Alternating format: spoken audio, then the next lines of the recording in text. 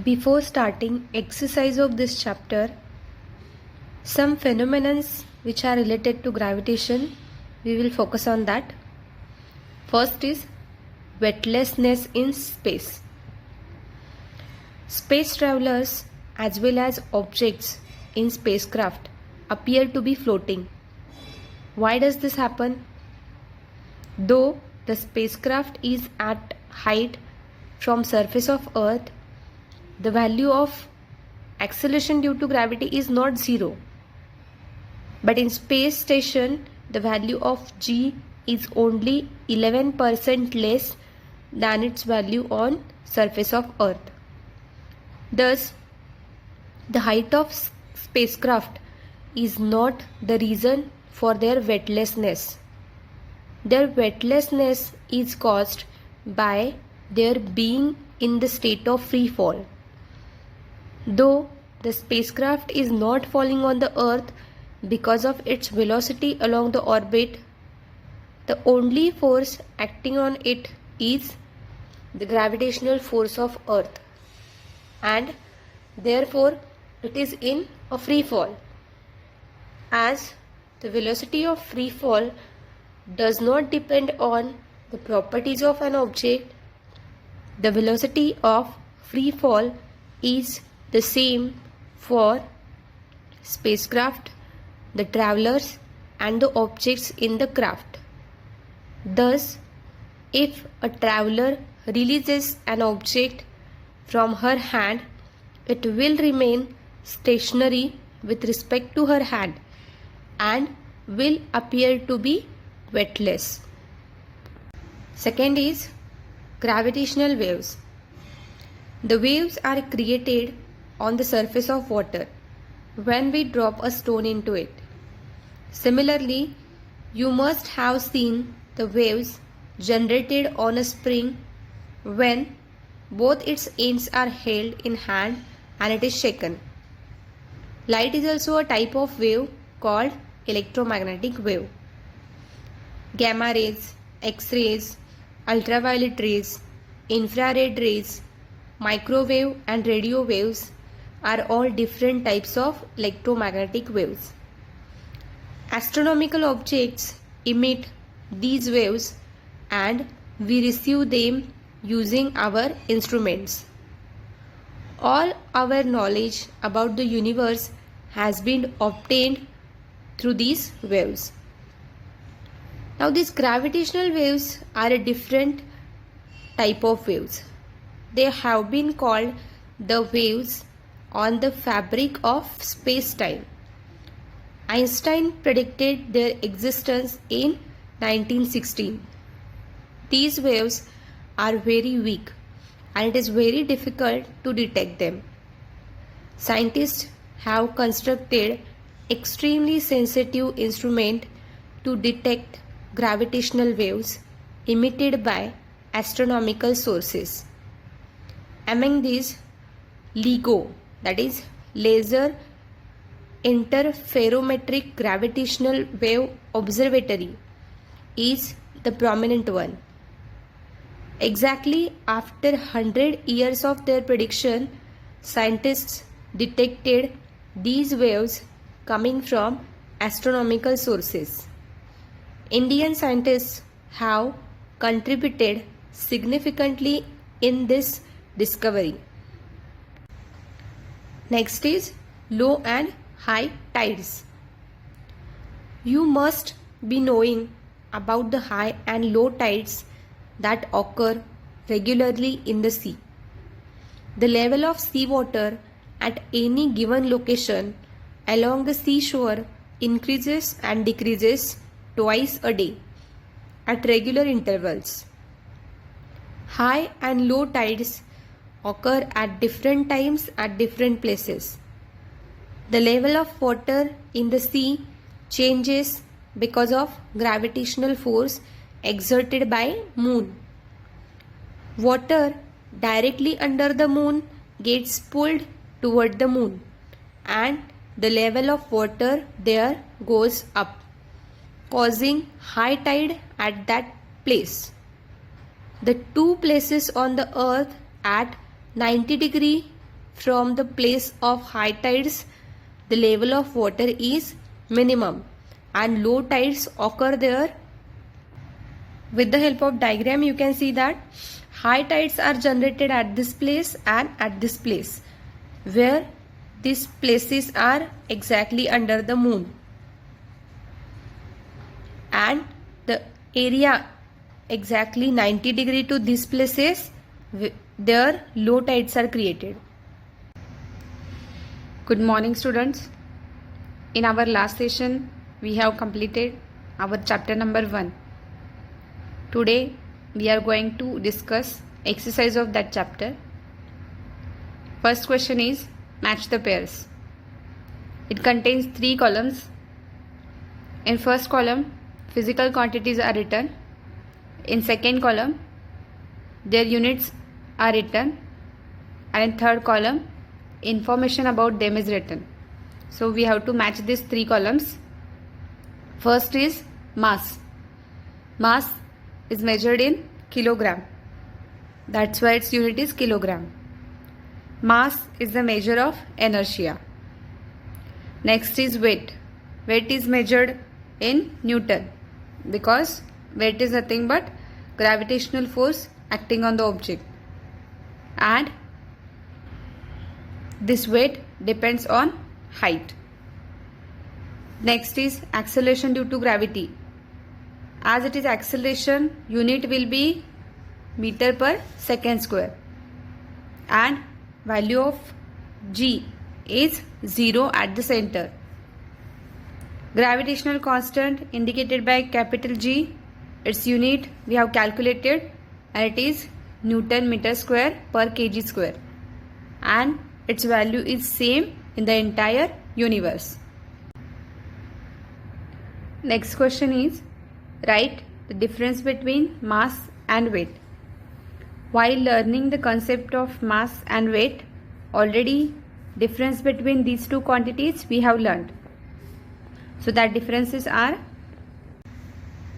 again one question is asked, will the mass and weight of an object on earth be same as their values on Mars?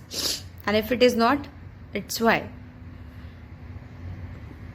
Mass we have defined as amount of matter present inside the object. So that matter is not going to change though that object is on the earth or on Mars. So it is not going to change, it will remain constant. Weight is gravitational force acting on the object, and it is given by formula W is equal to gravitational force, and it is given by mass into acceleration due to gravity. Mass is the constant term, but acceleration due to gravity is variable. Variable means its value is different for different planets. Its value will be 9.8 for Earth. For Mars it will be somewhat different. So the weight of that person will differ due to this factor, and it is not going to become stable or constant. Next question is, a stone thrown vertically upwards with initial velocity u reaches a height h before coming down. Show that the time taken to go up is same as the time taken to come down. For example, consider this is the ball. When this ball we are going to throw in sky, it is reaching to height h, and after that it starts to come down. So this is upward going ball and this is coming downward. Just this case we will divide in 2 parts, when the ball is going in upward direction and when the ball is going in downward direction. For that, just focus upward case. When we are launching that ball, we are giving that ball some velocity. That is, its initial velocity will be indicated by u. Now when that ball starts to travel in upward direction, that ball will be pulled down due to Earth's gravity. So its velocity decreases, and when that ball reaches to height h, its velocity becomes 0. That is, for upward case, when it reaches here, its final velocity becomes 0. So its final velocity will be 0. For this upward case, as acceleration is acting in the direction opposite to direction of velocity of ball, because ball is traveling in upward and gravity is pulling that ball downward. So these two are in opposite direction. That's why acceleration is negative. Next is that ball has reached to height h. So its displacement from Earth's surface is nothing but h. So displacement is equal to h. Suppose that ball takes time t to go up to the height h, and for downward, when that ball comes down, it takes time t dash when it comes down. Here we have to show that t is equal to t dash, means time taken to go up is equal to time taken to come down. This is the question. So we have to prove this. T is equal to t dash. Now we will try to calculate t, that is for upward case, time taken by ball to reach to height h. For that we have to use two equations, Newton's first equation of motion and third equation of motion. These values we are going to put in this equation. V is equal to ut plus at. V is final velocity, so its value is 0.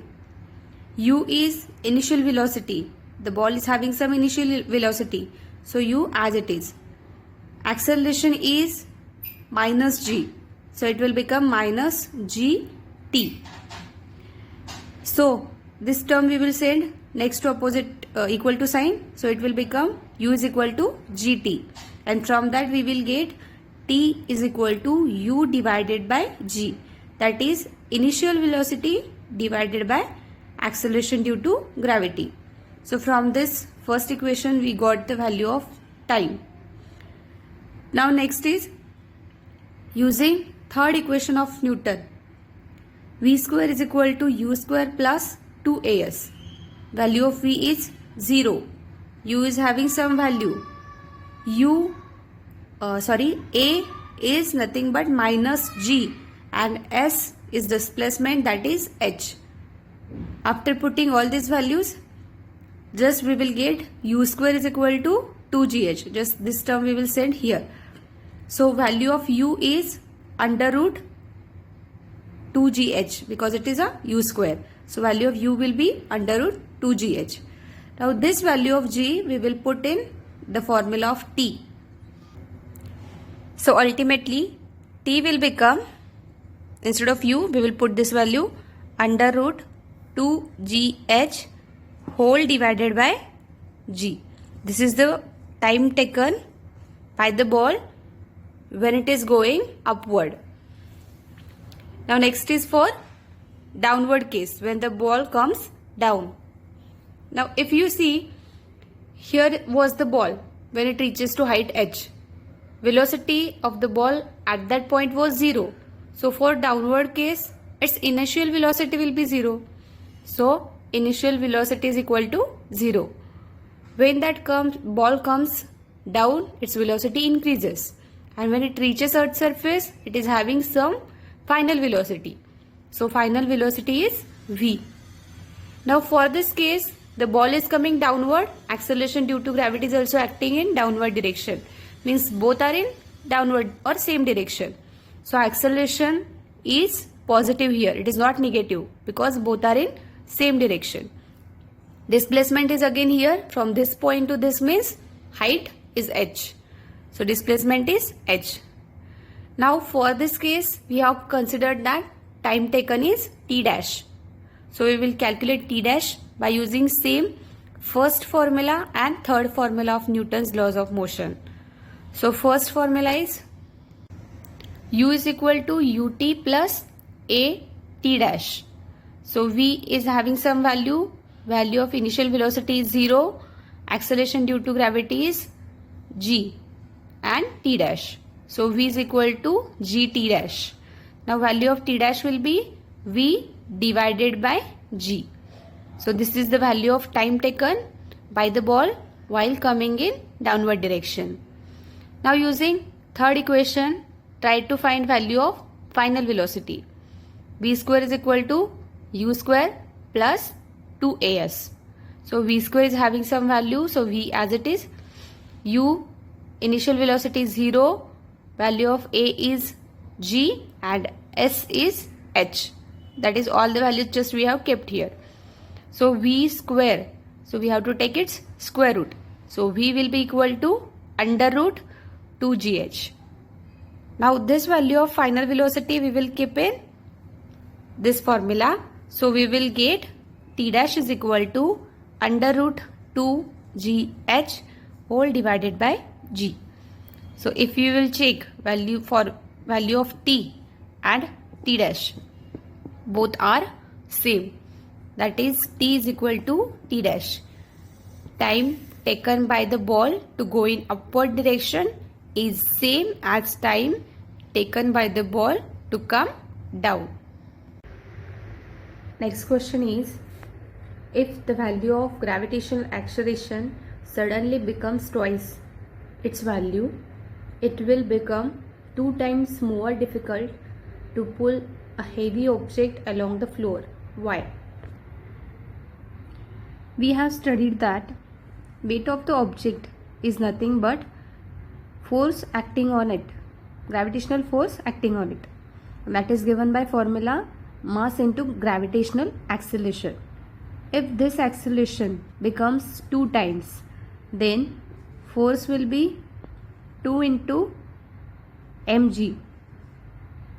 So this force is also becoming 2 times greater. Thus we need more force to pull this object, because as force is more, it will remain on the surface with more gravitational force, and that's why more force is required to pull the object along the floor.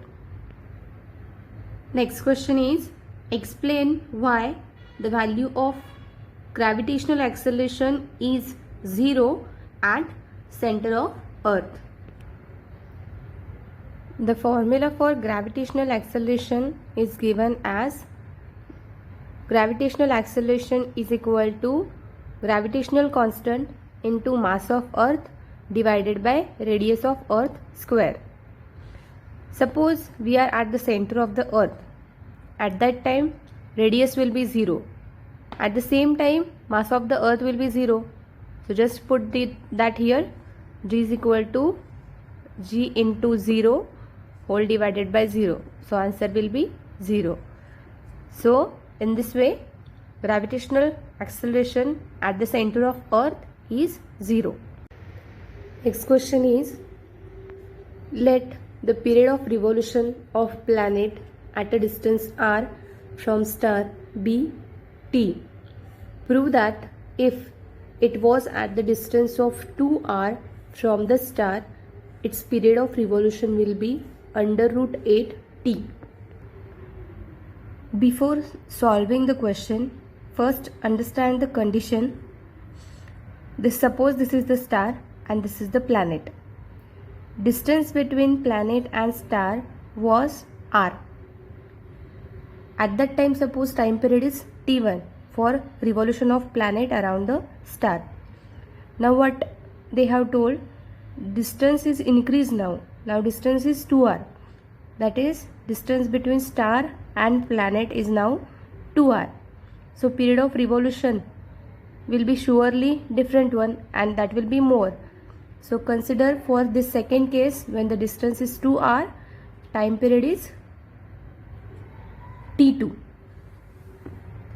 So we are having two conditions when the planet is at a distance r from the star.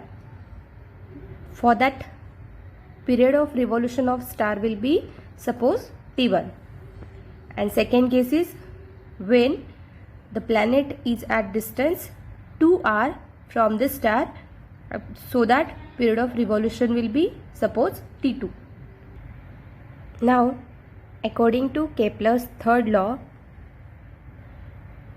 period of revolution square divided by distance cube is constant.